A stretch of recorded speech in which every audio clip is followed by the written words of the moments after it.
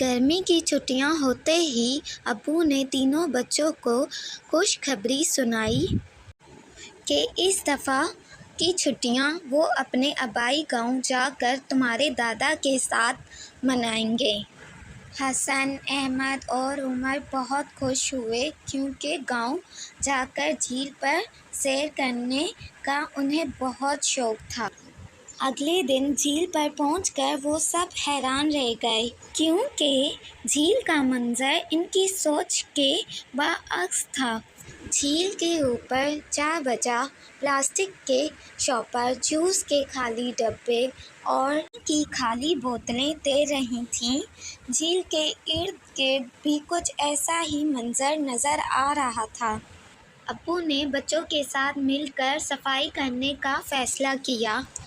حسن اور احمد بھاگ کر گاڑی میں گئے اور پھلوں کے خالی شاپر لے کر آئے جو وہ سیر پر کھانے کے لیے اپنے ساتھ لے کر آئے تھے۔ بچوں نے شاپر میں جھیل کے ارد گرد جمع گند کے ڈھیر کو سمیٹنا شروع کر دیا۔